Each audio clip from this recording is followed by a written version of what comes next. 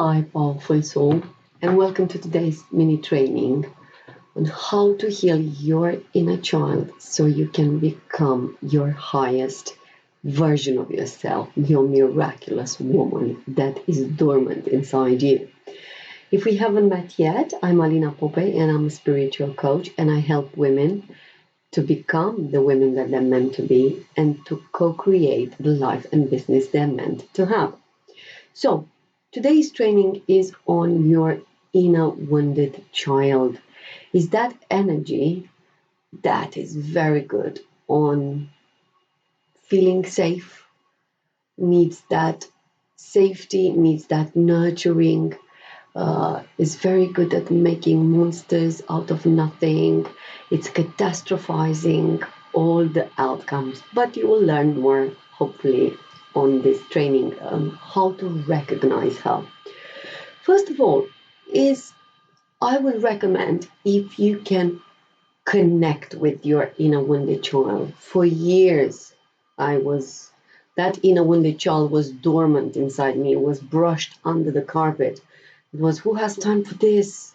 No, let's go. And I had a massive burst into tears when I actually connected with what I was covering, with what was in a, I would say, full of calcar energy. Everything that it was frozen inside me, and I released it again and again and again through certain tasks and aspects, and that letting all my blockages out of my body, my mind, my energy. So talk to your inner wounded child. What does she want? I promise you, something is so revealing. You would love it because she wants to come to the surface. She wants to play. So connect with her, maybe through loving your soft toys, playing. How can you incorporate more play into all aspects of your life and business? All aspects of your life and business. When I allowed myself to receive that energy, of course, I was thinking, oh, I have big kids, I don't have time to play. It's important, and you're going to manifest your life so differently with so much ease because you're going to allow that energy to be part of who you are, because it's normal. It's in your energy already. It's just stagnant, covered, dormant somewhere underneath. So I would recommend a very good and simple exercise to connect with her is you, with your strong writing hand, write her a letter. Tell her, ask her, what does she want? What is that you have overpassed, bypassed? What is that it's covered and you are not aware of? And with your weaker hand, she is going to reply you back. She will tell you what does she want, what should you be doing, what is she be looking after, what would she love to do. Take her out and let her manifest your life, to be part of your life, because you are a cocktail of different energies. So we're going to be looking at different aspects on how your inner wounded child manifests your life now. And because you might have avoided, you might not have healed that energy, she is in her power. And as long as your inner wounded child is in her power, taking over you and not working, co-creating together, you have blockages of that creativity energy, that feminine creativity, your sexual energy, and abundance energy. Children cannot have sex and money. So, responsibility. How do you see responsibility into your life and business? And As you, it might seem such a simple question. Behind it is that full power of being responsible for who you are, your awakening, your higher consciousness, or you are under the burden of responsibility. You've taken responsibilities that are not yours. You're feeling responsible for others. You are taking responsibility because you need to belong. Like, oh, I'm going to do that for him or her. Oh, it's all right. It's not a big thing. You are taking more than you should. Therefore, you are into energetics blockages. So think about, where are you taking more responsibility than you should have? Why are you responsible for others? Because remember, you're only responsible for yourself. You're not responsible for your partner. You're not responsible for your clients. You're not responsible for other things that my inner wounded child is bringing on the plate. Another energy where you're afraid of responsibility. On the other side, if you're not taking too much, you might be avoiding taking responsibility of what's yours. You might be brushing under the carpet different aspects of being responsible, of looking where you have to look and healing what you have to heal. You might be avoiding responsibility to take different actions, and you letting that inner wounded child co-create your life. So, responsibility. Question: how can you let go of the burden of the responsibility that's not yours? So, if you might want, you can journal on these questions, you can journal on these topics, and let these energies talk to you. The need of belonging. How does that sound to you? What are you suppressing inside your inner power in order for you to belong? Remember, your queen in you, your miraculous woman, does not need to belong. She knows exactly who she is your inner wounded child who needs to belong. So what actions are you still taking, or what thoughts are you still thinking? What words are you still saying? What energies are you still embodying in order for you to belong? To belong to different communities, to belong to people, just for the ticking boxes of belonging.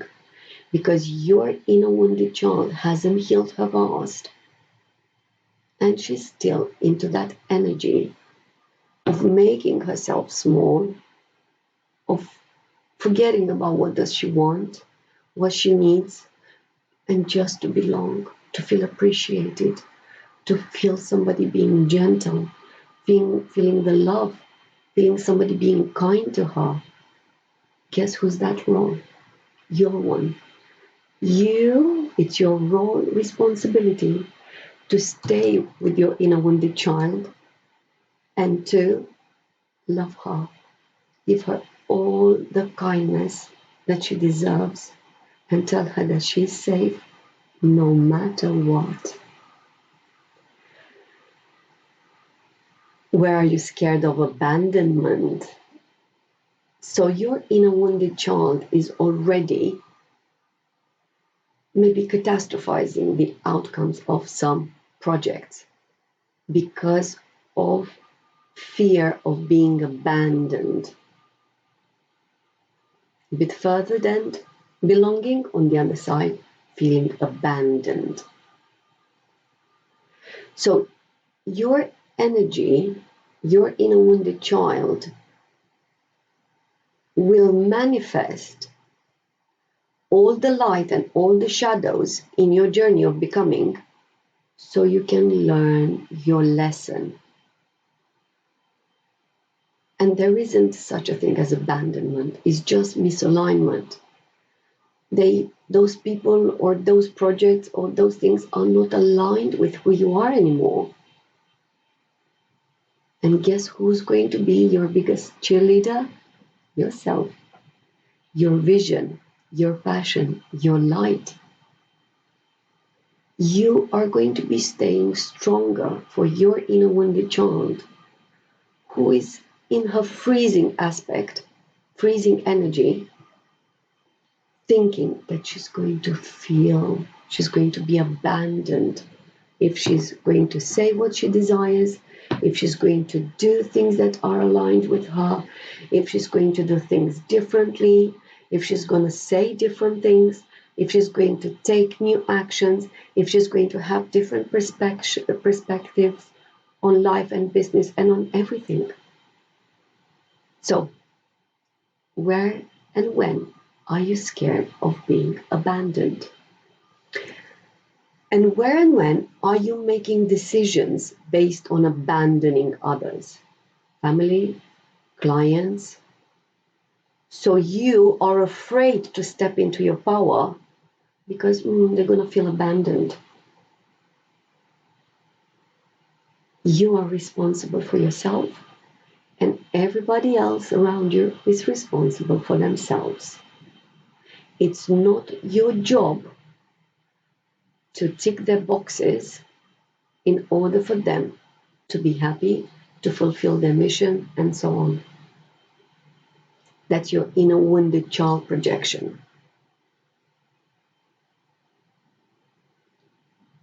I have experienced in my past so many times when if I said something, I felt deadly guilty.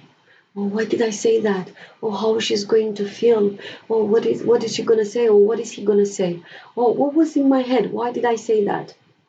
Inner wounded child energy. Because the queen in you knows that everything that you're saying, doing, acting, taking action on is for your highest benefit, therefore is for the other's highest benefit too. Even if it doesn't sound like, it doesn't look like in the 3D life, saying, oh, why did she say that? But it's for her highest benefit, for her to integrate the lesson, to integrate the energy behind your decision.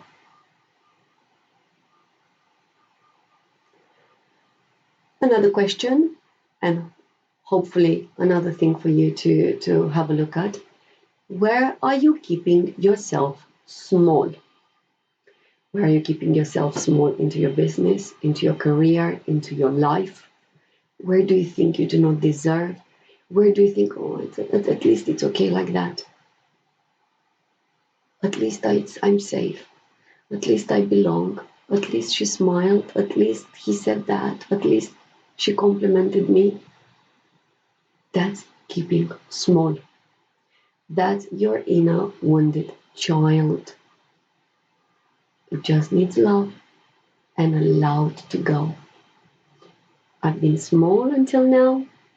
From now on, I step into my full power. I step into my inner power to become the woman that I'm meant to be, and therefore to co-create the life and business I'm meant to have. Because your inner wounded child co-creates only experiences for you to fulfill the need of being safe, of belonging, of not being abandoned. So it's a whole repeating cycle until you stop and until you take the decision of putting a stop to that pattern, until you heal your wounded child. I knew that, yes, keep her next to you. However, you are in your full power. The queen in you is manifesting your life. Energy. Your inner wounded child is following instead of leading. How is your experience with being the leader of your life and in all aspects of your life and business? Are you the leader? Where are you leading? With kindness, with commitment, with understanding, with compassion, a bit of feminine energy in your relationship, into your family relationships, into your business, into your community, everywhere. Where are you leading and where are you following? Because as long as your inner wounded child is quite active, you will see yourself happily following others and not taking action to become the leader of your life, to become that conscious creator of your life. And why is that? Because your inner wounded child has as focus to feel safe, appreciated, loved, complimented, and she's not in her power to take a decision and to become responsible for that decision, to co-create that experience, that lesson with it from within full power.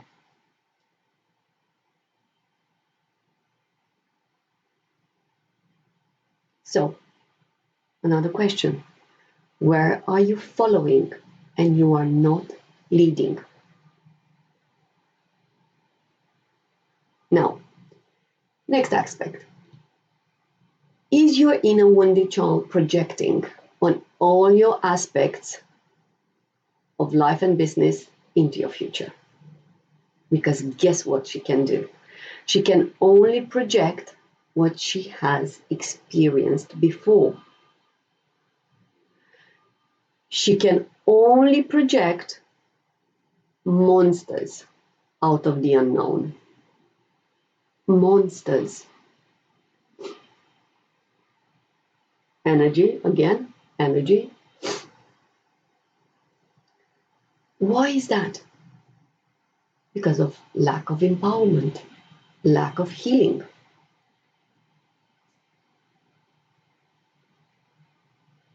Where are you, again, adopting tantrums when you have manifested something that your mind doesn't like? So, you are a co-creator. You're always manifesting and co-creating. Sometimes you're going to manifest and you're going to create something that you like. Sometimes you're not going to like it. And yet, is for your highest benefit. Your mind will interpret it as, what is this? This is nonsense. Oh, when is that coming? Oh, it's not on time. I want it now. And you do not like the outcome of that manifestation. And yet that outcome is for your highest benefit. Now, your inner wounded child will throw her toys out of the pram for this. And your inner queen will say, I've manifested it. It's mine. It's for my highest benefit.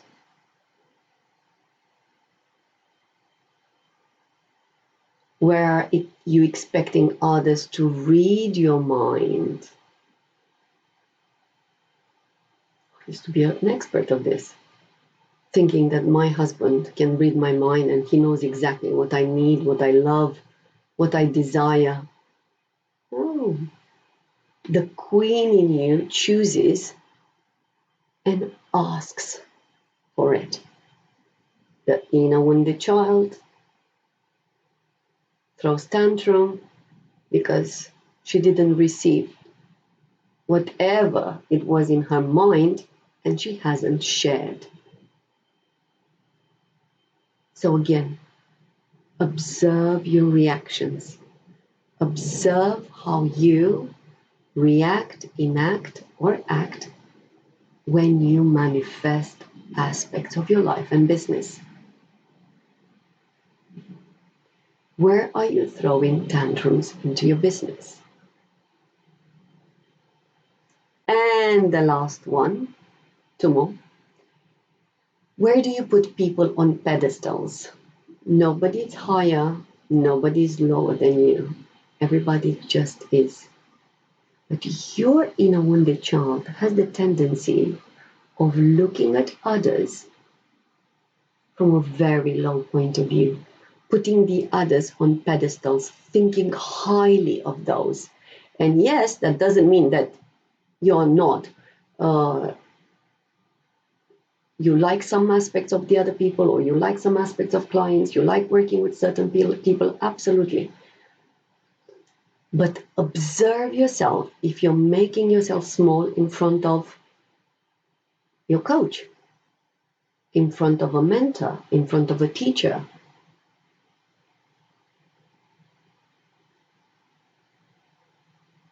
So nobody should be on a pedestal, because another law of the universe says whatever it's on a pedestal will come down sooner or later, and you're not going to like it. And the last point here, where are you attached to fairness? Where do you think it's not fair? I've done so much work and I'm not manifesting what I want. It's not fair. Why is she doing that? Where are you looking at others? Where is the inner wounded child, like in a classroom, looking to see exactly where can she get the answers from? The answers are here within you. But in your intuition, your soul has the answers for you. So if you observe yourself thinking, feeling that it's not fair, have a think. It's only your inner wounded child. All right, gorgeous. Hope that you are taking something from this mini training. Hope that you are observing the way you manifest, the way you co-create your life. And if you are, and if you enjoyed it, or even if you didn't enjoy it, write me a comment below. And until next time, love, love, love.